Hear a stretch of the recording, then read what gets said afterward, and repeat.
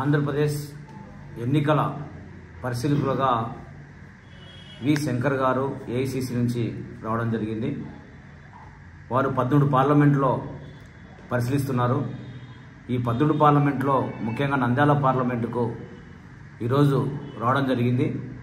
ప్రతి ఒక్క అసెంబ్లీ అభ్యర్థితో మరియు పార్లమెంట్ అభ్యర్థితో మరియు PCC general secretaries and office bearers and DCC general secretaries and DCC office బేరర్స్తో 1-to-1 మాట్లాడడం జరిగింది.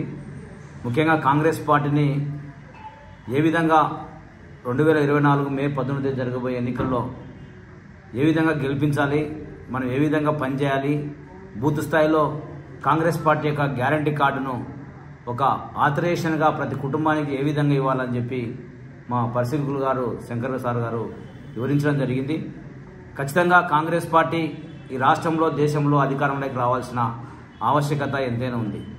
ఎందుకంటే పేద ప్రజలకు ప్రతి ఒక్కరికి సంక్షేమ పథకాలు అందాలన్నా, రైతులకు మేలు జరగాలన్నా, మహిళలకు రక్షణ కావాలన్నా, విద్యార్థులకు ఉన్నత చదువులు చదవాలన్నా, నిరుద్యోగులకు ఉద్యోగాలు రావాలన్నా అది ఏకైక party Congress party. Congress party అధికారంలోకి వస్తేనే ఈ దేశంలో నిరుద్యోగం పోయి ఉద్యోగ కల్పన కలుగుతుంది. ఈ దేశంలో రైతులందరూ కూడా ఆత్మహత్యలు నివారించబడుతుంది. గతంలో 2014 కంటే ముందు చూసిన ఆత్మహత్యలు చూడండి, 2014 నుంచి 2024 వరకు చూస్తే రైతుల ఆత్మహత్యలు దాదాపు 30%, 40% పెరిగినాయి. అదే గతంలో కాంగ్రెస్ ప్రభుత్వం అధికారంలో ఉన్నప్పుడు రైతుల యొక్క రుణమాఫీ చేసి రైతులు ఆత్మహత్యలు చేసుకోకుండా నివారించిన చరిత్ర కాంగ్రెస్ పార్టీది. అయితే ఇదే బీజేపీ ప్రభుత్వంలో, కేంద్ర ప్రభుత్వంలో ఎంతోమంది లక్షలాది మంది రైతులు ఆత్మహత్య చేసుకునే పరిస్థితి ఏర్పడింది. మననే చూసాం, రైతుల యొక్క నల్ల చట్టాలు తీసుకొస్తే దేశవ్యాప్తంగా రైతులందరూ ఢిల్లీ వైపు పయనిస్తే వాళ్ళపైన ఫిరంగి గుళ్లతో గ్యాస్ ఉపయోగించి వాళ్ళపైన లాఠీచార్జ్ చేసి రైతులపైన ఎంతో హింసకు గురి చేసినటువంటి నరేంద్ర మోడీ ప్రభుత్వం. రైతుల పక్ష పార్టీ ఏదైనా ఉందంటే అది కాంగ్రెస్ పార్టీ. నిరుద్యోగులకు ఏదైనా మేలు చేయాలనుకుంటే కాంగ్రెస్ పార్టీ.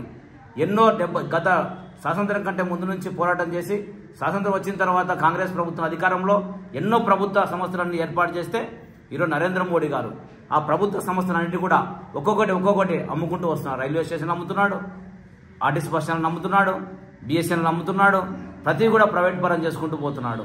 ప్రభుత్వ సంస్థలు మేము ఏర్పాటు చేస్తే ప్రైవేట్ పరం చేసుకుంటూ పోతూ నరేంద్ర మోడీ గారు చూస్తున్నారు. మరి ఇలాంటి పరిస్థితి వల్ల ఈ దేశంలో ప్రభుత్వ సంస్థలు అన్నిటి కూడా ప్రైవేట్ పరం చేసుకుంటూ పోతే రిజర్వేషన్ వర్గాలకు ఎక్కడి నుంచి ఉద్యోగాలు వస్తాయని చెప్పి నేను అడుగుతున్నా. రిజర్వేషన్ విద్యార్థులకు న్యాయం జరగాలంటే, ఉద్యోగాలు రావాలంటే ఖచ్చితంగా ప్రభుత్వ సంస్థల్లో రిజర్వేషన్ అమలు కావాలంటే ప్రభుత్వ సంస్థలను ఏర్పాటు చేయాలి. ఇదో ప్రైవేట్ రంగంలో మేము కాంగ్రెస్ ప్రభుత్వం అధికారంలోకి వస్తే ప్రైవేట్ రంగ సంస్థల్లో కూడా రిజర్వేషన్ కల్పిస్తామని చెప్పి ఆల్ ఇండియా కాంగ్రెస్ కమిటీ కూడా హామీ ఇవ్వడం జరిగింది. అదేవిధంగా దేశవ్యాప్తంగా రాహుల్ గాంధీ ప్రధానమంత్రి అయిన వెంటనే ఒక సంవత్సరంలో దేశవ్యాప్తంగా ఖాళీగా ఉన్న ఉద్యోగాలను కూడా భర్తీ చేస్తామని చెప్పి కూడా హామీ ఇవ్వడం జరిగింది. అదేవిధంగా రాష్ట్రంలో కూడా 2,40,000 ఉద్యోగాలు ఒకే సంవత్సరంలో భర్తీ చేస్తామని చెప్పి కూడా పిసిసి అధ్యక్షురాలు శ్రీమలమ్మ గారు కూడా హామీ ఇవ్వడం జరిగింది. ఇవన్నీ కూడా ఆలోచన చేయండి. వికలాంగులకు కూడా 6,000 రూపాయలు పింఛన్, వితంతువులకు, ఒంటరి మహిళలకు 4,000 రూపాయలు పింఛన్, ఈ విధంగా రైతులకు మద్దతు ధరతో 50% సబ్సిడీతో మద్దతు ధరతో కూడా రైతులకు కూడా మేము కల్పించబోతున్నాం. రైతులకు కూడా ఏదన్నా చేయాలన్నా కానీ అది ఏకైక కాంగ్రెస్ పార్టీ కాబట్టి కాంగ్రెస్ పార్టీ విశ్వసించండి. అదేవిధంగా వైఎస్ రాజశేఖర యొక్క సిద్ధాంతాలు బీజేపీకి వ్యతిరేక సిద్ధాంతాలు, ఇదే ముఖ్యమంత్రి జగన్మోహన్ రెడ్డి సిద్ధాంతాలు బీజేపీకి అనుకూలంగా సిద్ధాంతాలు. మళ్ళీ మీరు బీజేపీకి అనుకూలంగా ఉన్నటువంటి ముఖ్యమంత్రి జగన్మోహన్ రెడ్డికి ఓటేస్తారా?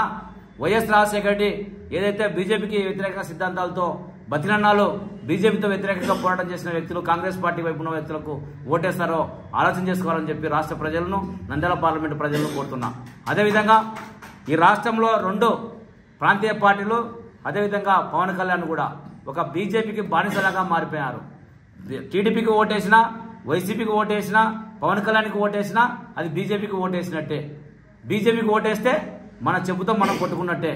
అందుకోసమే కాంగ్రెస్ పార్టీకి ఓటేయండి, కాంగ్రెస్ పార్టీని ఆదరించండి.